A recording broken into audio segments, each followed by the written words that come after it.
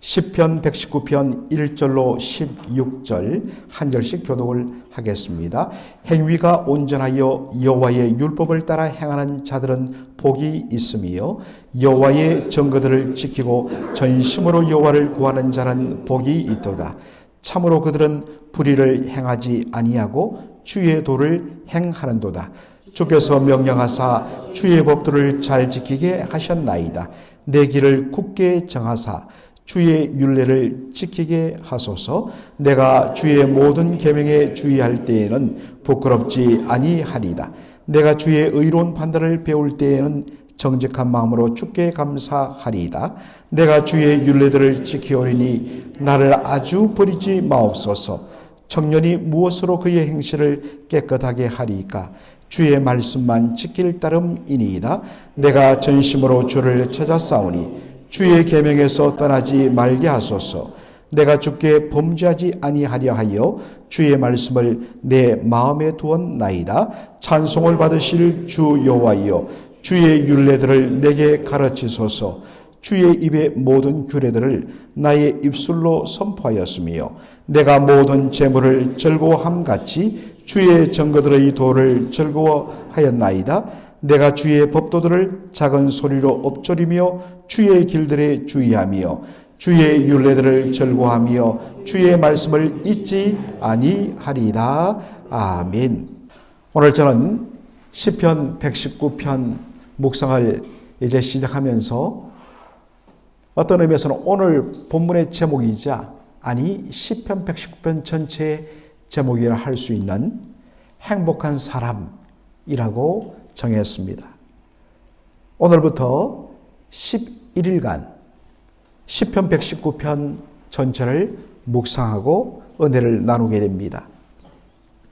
이미 여러분들이 아시는 대로 시편 119편은 성경 전체에서 한 장으로는 가장 긴 절수를 가지고 있습니다. 자그마치 176절이 됩니다. 그런데 여러분, 히브리어 성경으로 되어 있는 히브리어 성경을 통해서 시편 119편을 보면 아주 특이한 점이 발견됩니다. 시편 119편은 22개의 시의 스탠자, 영어로는 스탠자라고 그러죠. 22개 연으로 그렇게 나뉘어져 있습니다. 그리고 한 원 스탠자에는 8개의 바로 구절이 8개의 문장이 이루어져 있습니다. 여러분, 왜 이렇게 되었을까? 자, 여러분, 히브리어 알파벳은 22개입니다. 혹시 여러분 영어 알파벳은 몇 자로 되어 있다고 알죠? 26개. 그러면 우리 한글 자모음 알파벳은 몇 개입니까? 24개. 예.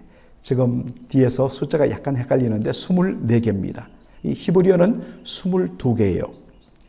자, 바로 놀랍게도 한 연마다 히브리 알파벳, 이제 예를 들어서 알렙, 벳, 기물, 달렛 이렇게 이제 알파벳이 되거든요. 그 알파벳 순서로 이 22개의 연이 되어 있고요. 놀랍게도 한 연이 아까도 8구절로 형성되어 있는데 그 8구절의 첫 마디에 똑같은 알파벳을 사용합니다. 그러니까 우리로 말하면 제1년을 기역으로 시작한다면 모든 8개의 구절의 첫 글자를 다 기역으로 시작하고 두 번째 연에서는 모든 문장의 첫 번째 시작하는 알파벳이 니언으로 시작합니다. 영어로 말하면 A로 시작하고 B로 시작하고 이런 식으로 해서 22개의 연이 구성되어 있습니다. 이것을 이제 답관체라 좀 그렇게 어렵게 말하면 그렇습니다. 답관, 발벌 답자에 바로 이 머리에 쓰는 관자. 그러니까 머리 첫 글자를 따라서 문장이 이루어진다. 이런 좀 어려운 표현을 씁니다. 그리고 시편 119편에 사실 가장 중요한 것은 모든 구절이 하나님의 말씀과 관련되어 있고 하나님의 말씀에 대한 바로 결단과 고백과 기도로 이루어져 있다는 것입니다. 어떤 데는 아예 하나님의 말씀이라고 이야기하고 또 어떤 데는 주의 율법, 주의 율례, 주의 증거, 주의 규례, 주의 바로 도, 주의 계명, 주의 명령 이와 같은 단어를 바꾸어가면서 하나님의 말씀에 대한 이 시인의 바로 고백들을 담고 있다라는 사실입니다.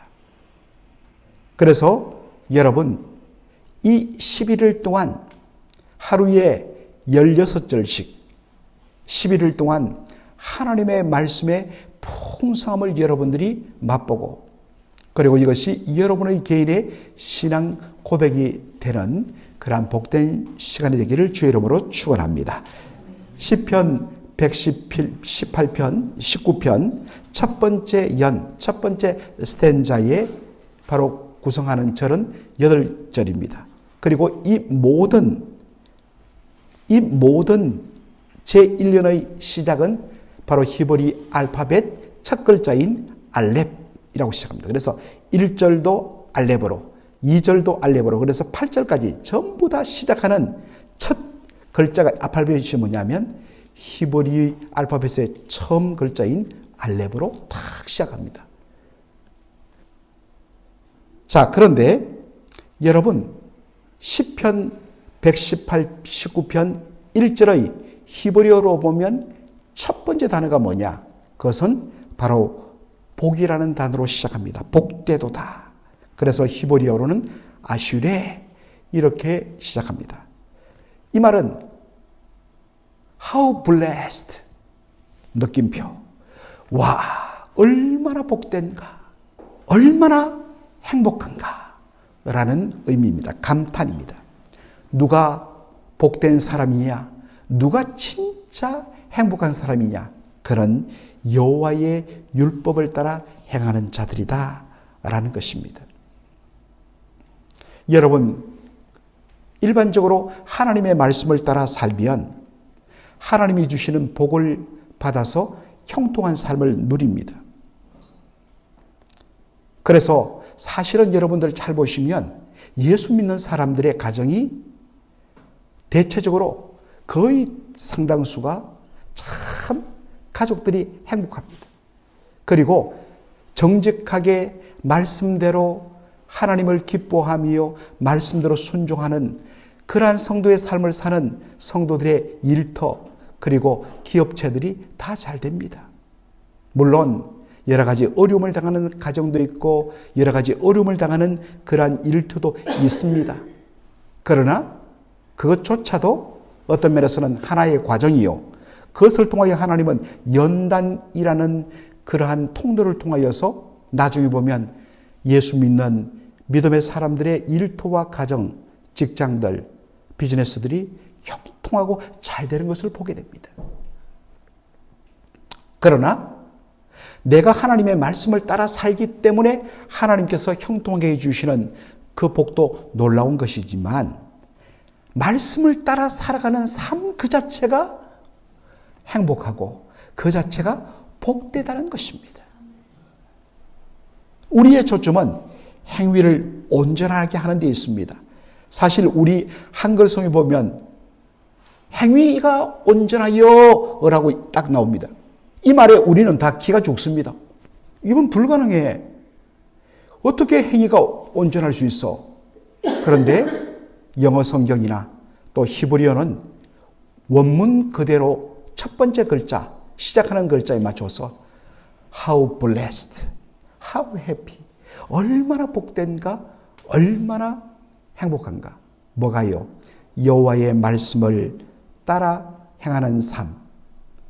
하나님의 말씀을 사모하고 하나님의 말씀을 사랑하고 주님, 저의 소원은 주님 뜻대로 말씀대로 순종하는 삶입니다 해서 그 사모함대로 말씀을 따라 살다 보니까 어느 사이에 우리의 행위가 하나씩 둘씩 바르게 되고 그 결과로 모아보니까 온전하게 되더란 말입니다. 행위 온전한 데 초점 맞추지 마십시오. 어차피 우리는 불안정해요. 부족해요. 넘어지기도 합니다. 실수하기도 합니다. 그러면 주님 앞에 주께서 주시는 감동을 따라 주님 오늘도 넘어졌네요. 오늘도 이 말씀 못 지켰네요. 주여 제가 이렇게 약한 자입니다. 자백하며 자복하며 다시 어디로 가야 되느냐?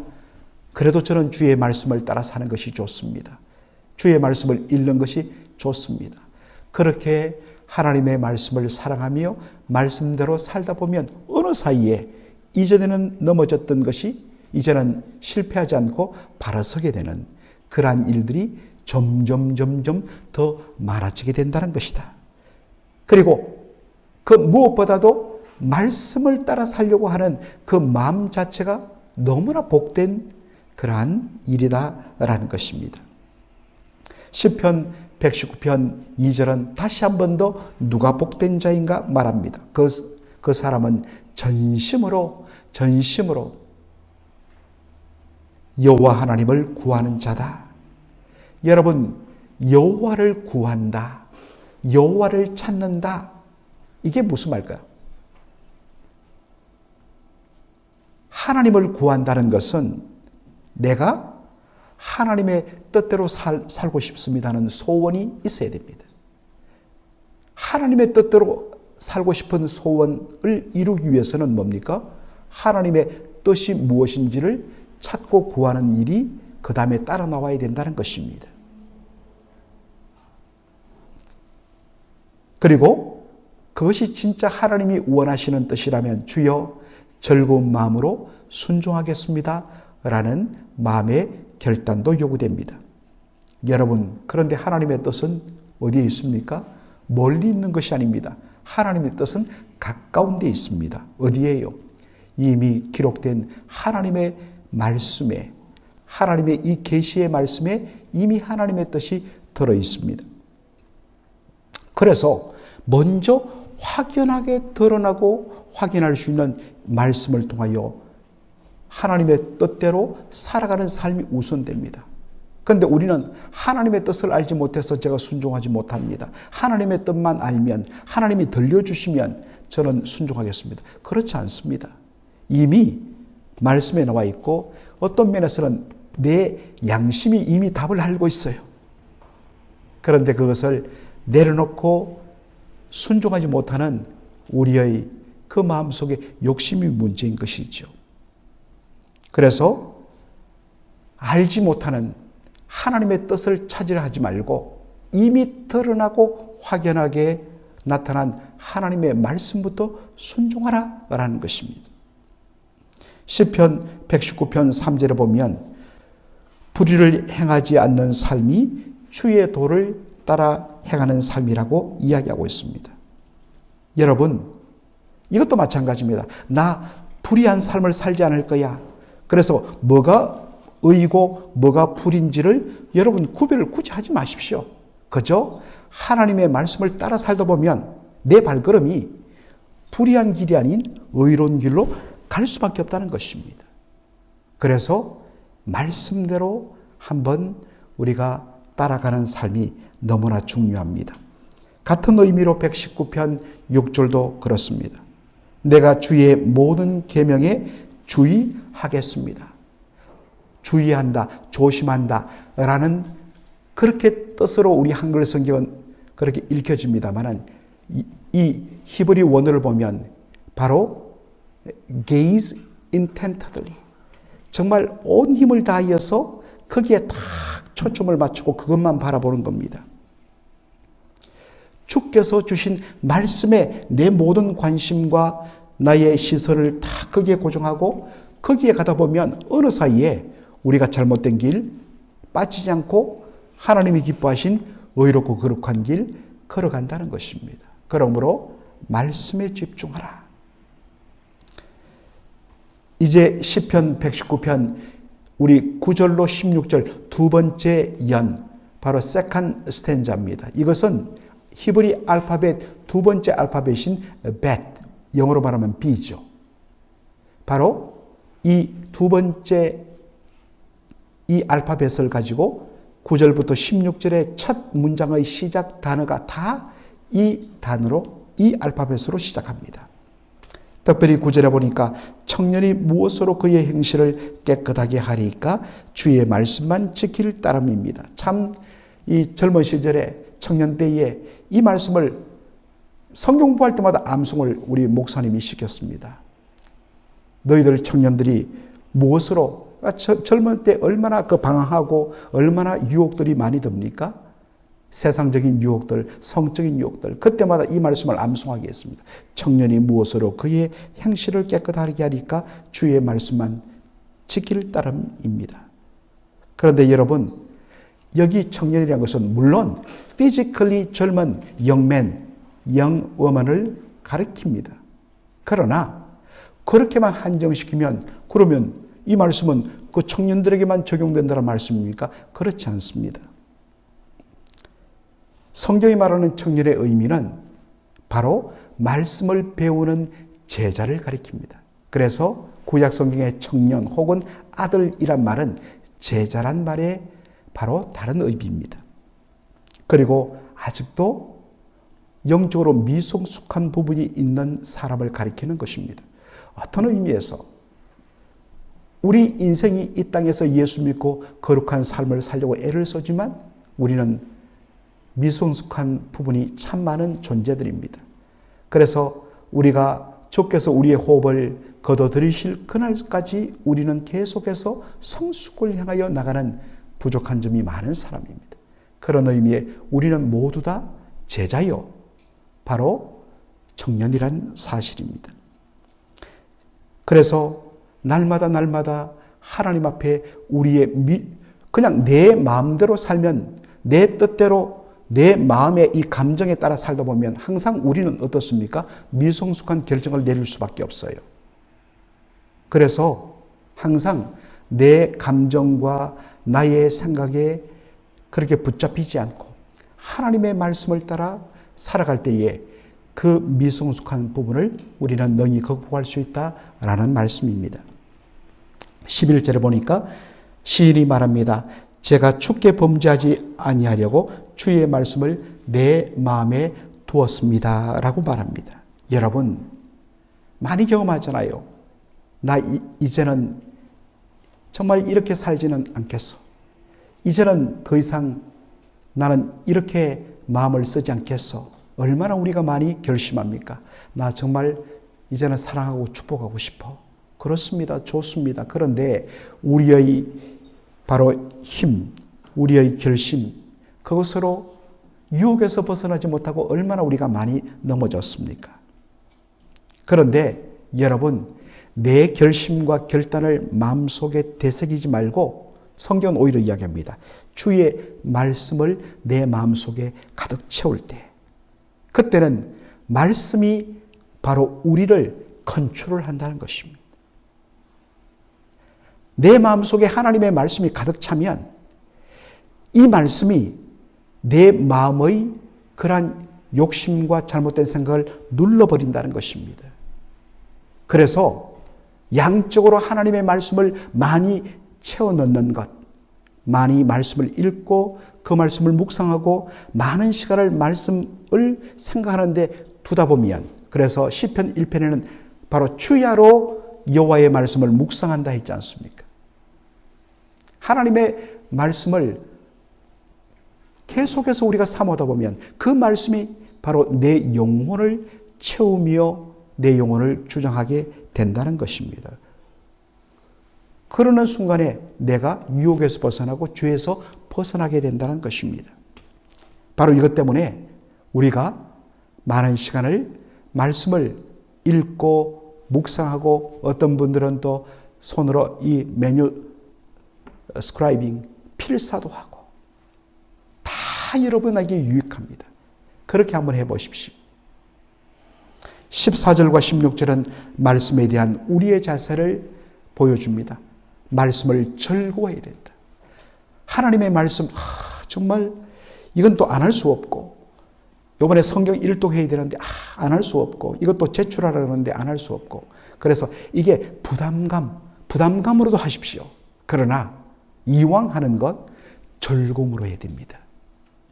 우리의 모든 일, 여러분에게 오늘 주어진 모든 일, 야, 내가 이 무슨 일을, 왜 나에게 이런 이왕 주어진 것, 즐거운 마음, 기쁜 마음으로. 마찬가지입니다. 하나님의 말씀, 야, 하나님께서 오늘 또 어떤 말씀을 주실까? 어떤 것으로 나를 축복하실까? 하나님의 말씀을 인조히 즐거워해야 된다. 오늘 하나씩 정말 이 끝이 없습니다. 얼마나 이 한 절마다 말씀의 진리가 풍성한지요. 여러분, 오늘 하루도 하나님께서 여러분 보시면서 야, 당신이야말로 정말 복된 사람이로다. 그렇게 하나님이 여러분을 축복하시고 또한 여러분 스스로도 야, 나 얼마나 행복한 사람인가. 왜? 하나님의 말씀을 내가 읽고 듣고 묵상하고 그 말씀을 따라 살아가는 이 복, 이것이 하나님 저에게는 가장 큰 복입니다. 하나님 감사합니다 하는 하루가 되기를 주의 이름으로 축원합니다. 아멘. 아버지 하나님, 은혜와 사랑을 감사드립니다. 오늘 정말 매 구절이 하나님의 말씀에 대한 고백과 기도로 가득 채워 있는 이 176절로 되어 있는 시편 119편을 하나님 열게 하여 주신 것 감사합니다. 이것 자체가 우리에게 큰 축복인 줄로 믿습니다.